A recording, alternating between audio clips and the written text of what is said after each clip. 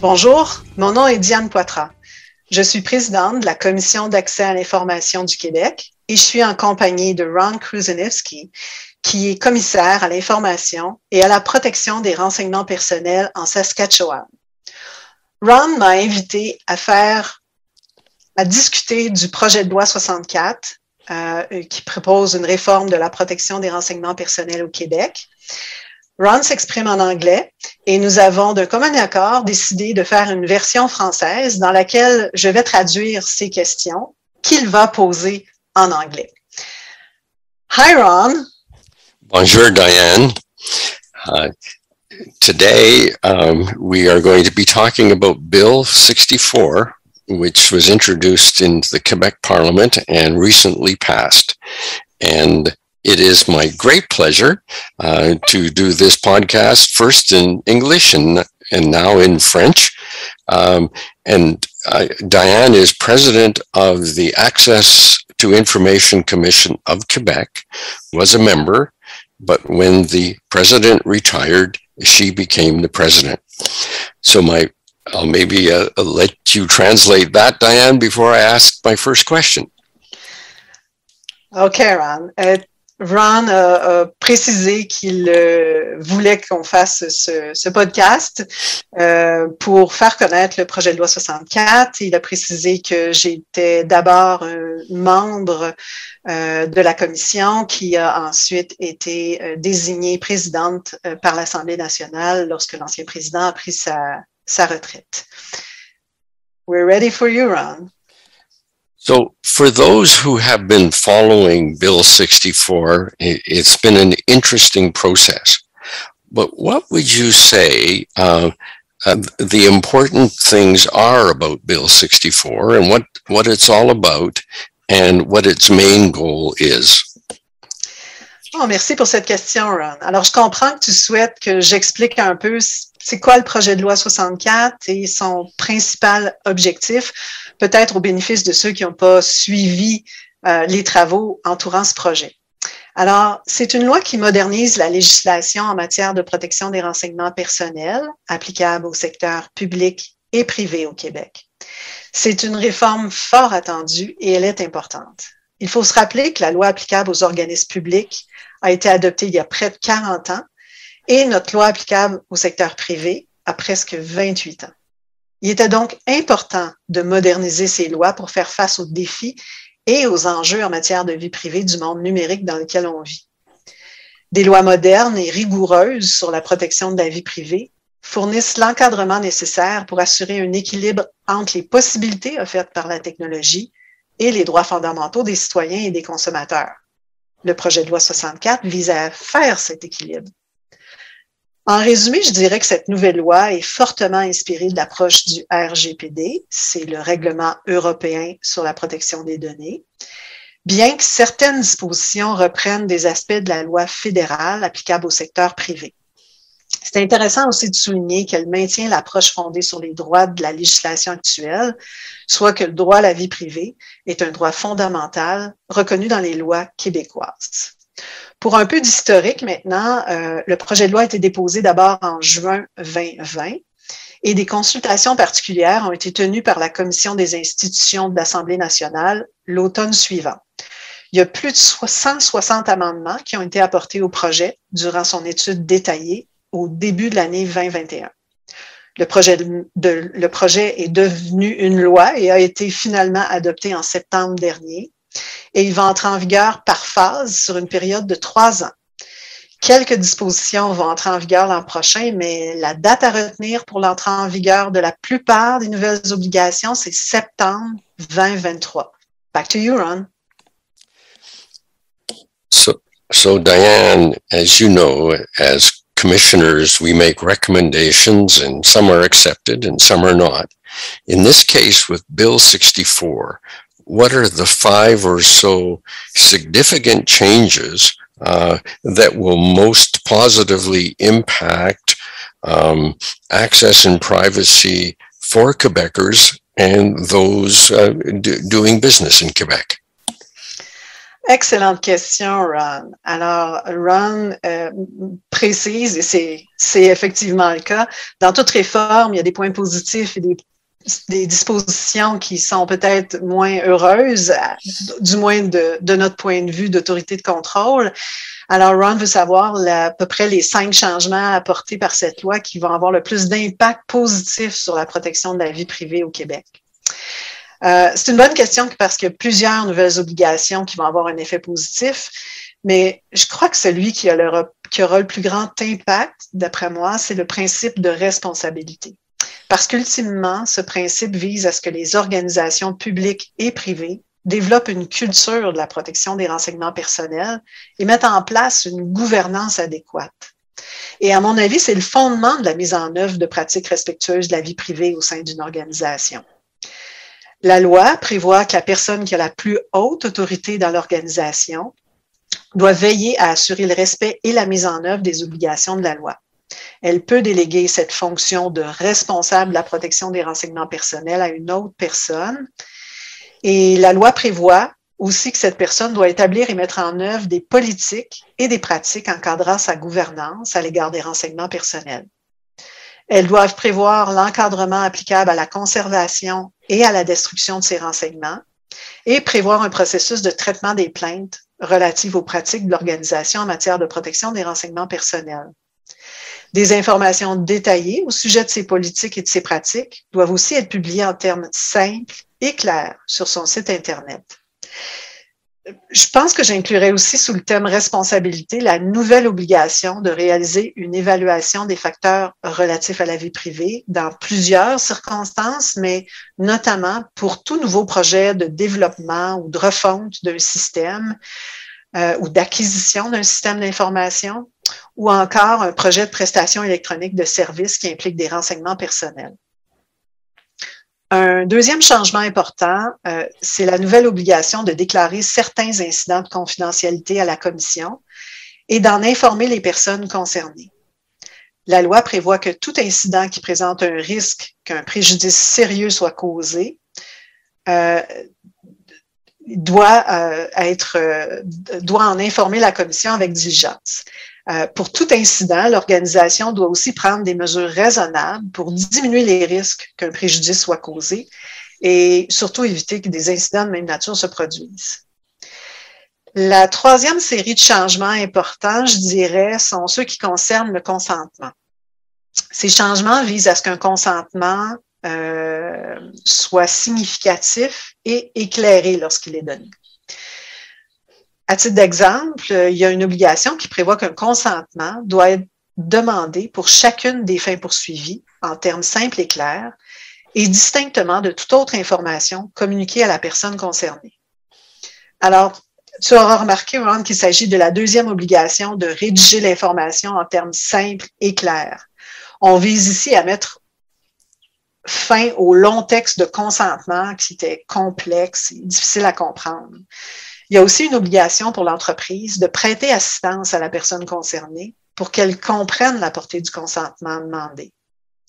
Et une nouveauté fort intéressante que nous avions demandé d'ailleurs, c'est l'obligation d'obtenir un consentement manifesté de façon expresse lorsqu'il s'agit de renseignements sensibles, comme par exemple les renseignements de santé, biométriques ou d'autres renseignements intimes qui suscitent une attente élevée en matière de vie privée.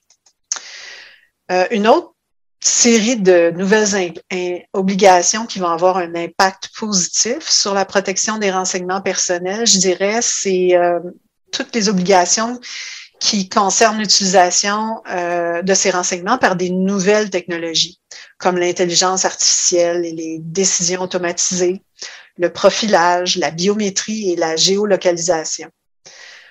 Pour citer un exemple, la nouvelle loi propose qu'une organisation qui recueille des renseignements personnels en ayant recours à une technologie qui comprend des fonctions permettant d'identifier, de localiser ou d'effectuer le profilage d'une personne doit au préalable l'informer du recours à cette technologie. La loi prévoit le principe de vie privée par défaut pour ces utilisations, c'est-à-dire que ces fonctions doivent être désactivées par défaut et qu'il revient à l'individu de les activer s'il le souhaite. C'est aussi intéressant de souligner que la loi prévoit de nouveaux droits pour les individus, comme le droit à la portabilité de ces renseignements personnels, un droit de faire cesser la diffusion de renseignements ou la désindexation de tout hyperlien permettant d'accéder à ce renseignement dans certaines circonstances et à certaines conditions. C'est une forme de droit à l'oubli, mais avec plusieurs conditions et limitations. Il y a aussi un recours en dommages-intérêts pour la personne concernée lorsqu'une atteinte illicite à cette loi lui cause un préjudice. Et le dernier changement, mais non le moindre, qui aura probablement un effet important, ce sont les nouveaux pouvoirs accordés à la Commission et les pénalités importantes en cas de contravention à la loi.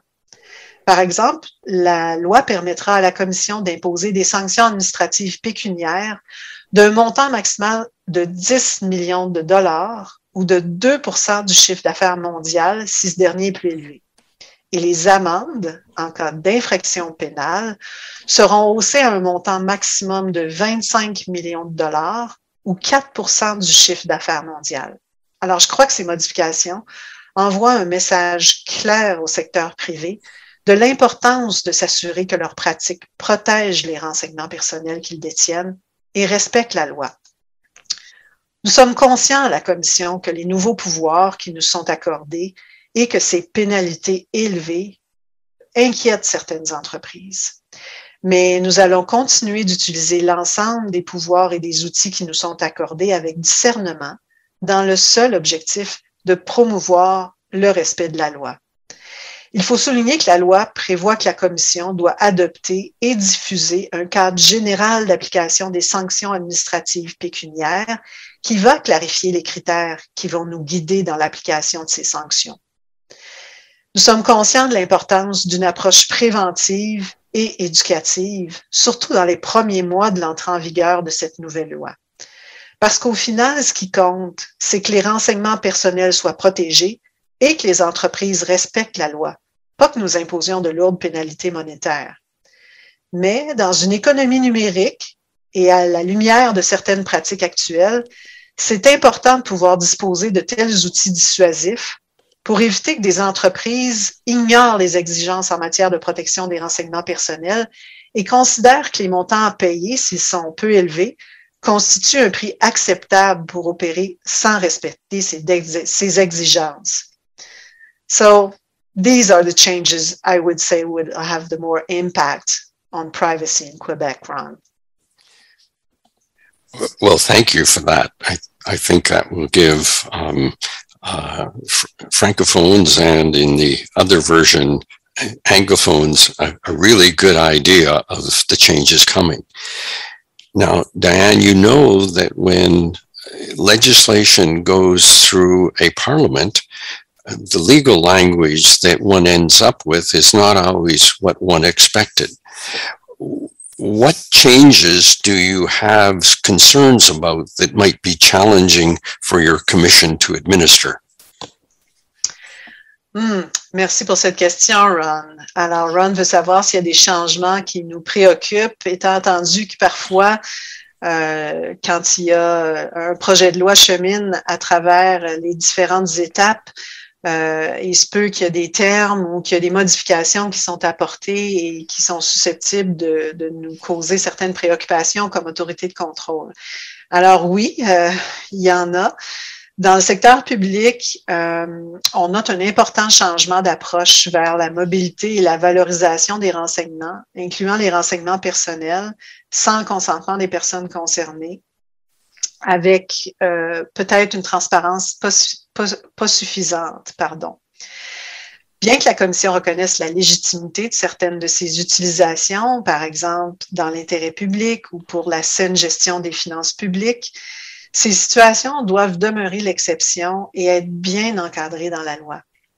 Les organismes publics devraient aussi faire preuve de la plus grande transparence dans le cadre de ces initiatives et démontrer qu'ils ont considéré et limité les conséquences sur la vie privée des individus. Pour ce qui est du secteur privé, je dirais que ce qui nous préoccupe, c'est un plus grand nombre de situations où la loi autorise une entreprise à utiliser, communiquer ou conserver des renseignements sans le consentement de la personne concernée. Bien que l'objectif poursuivi par la plupart de ces exceptions soit légitime, certaines d'entre elles sont rédigées dans des termes plus vagues qui sont susceptibles de mener à des abus. Par exemple, une entreprise pourra utiliser un renseignement à d'autres fins que celles pour lesquelles elle l'a recueilli s'il s'agit de fins compatibles à celles de sa collecte. Or, ça peut être un concept qui est interprété très largement. Nous sommes aussi préoccupés par la possibilité accordée aux organisations publiques et privées de conserver des renseignements s'ils sont anonymisés. Comme tu le sais, Ron, la plupart des experts s'entendent sur le fait qu'il subsiste toujours un risque de réidentification de la personne. Alors, on craint que cette possibilité mine le principe de devoir détruire un renseignement lorsque la fin pour laquelle il a été recueilli est accomplie, mais surtout que ça entraîne des incidents de confidentialité qui auront des impacts importants sur les citoyens et les consommateurs. So, these are the issues we're concerned about. So now when commissioners make recommendations and legislators don't always follow all the recommendations that we make, is there anything in the Bill 64 that is not there that you would have liked to see be in there? Merci pour cette question, Ron. C'est une belle opportunité pour nous de le souligner. Alors, Ron veut savoir s'il y a quelque chose qui aurait dû, à notre avis, se retrouver dans la loi, que nous avons recommandé qu'il soit dans la loi, mais qui n'y s'y trouve pas. Alors oui, un encadrement de tous les partis politiques avec une surveillance par une auto de contrôle indépendante au sujet de leurs pratiques en matière de protection des renseignements personnels. Ça se retrouve, mais partiellement. L'affaire Cambridge Analytica, que à peu près tout le monde connaît ou a entendu parler, a illustré comment les renseignements personnels peuvent être utilisés pour influencer une élection ou un autre processus démocratique. Tu te souviendras, Ron, que les commissaires à l'information et à la vie privée de l'ensemble du Canada ont demandé à leurs gouvernements respectifs d'assujettir tous les partis politiques à des règles de protection des renseignements personnels qui correspondent aux principes mondialement ou généralement reconnus, et aussi que c'était important que les citoyens aient un droit d'avoir accès à ces renseignements qui sont détenus par les partis politiques, du moins à leurs propres renseignements personnels. Malheureusement, le projet de loi 64 n'assujettit que les partis politiques provinciaux et à quelques règles de protection de renseignements personnels. C'est un début, mais on aurait aimé que le projet de loi 64 aille plus loin. Parce que les partis politiques provinciaux n'auront aucune obligation de détruire les renseignements personnels qu'ils détiennent et les citoyens n'auront aucun droit d'avoir accès aux renseignements qui les concernent. Donc, de savoir quels sont les renseignements que ces partis politiques détiennent à leur sujet. Et les partis politiques municipaux ne seront pas assujettis à ces obligations. Back to you, Ron. I know you've talked about, different stages of implementation. What should organizations who are in Quebec or those in Canada operating in Quebec, what should they be preparing for and where should they start?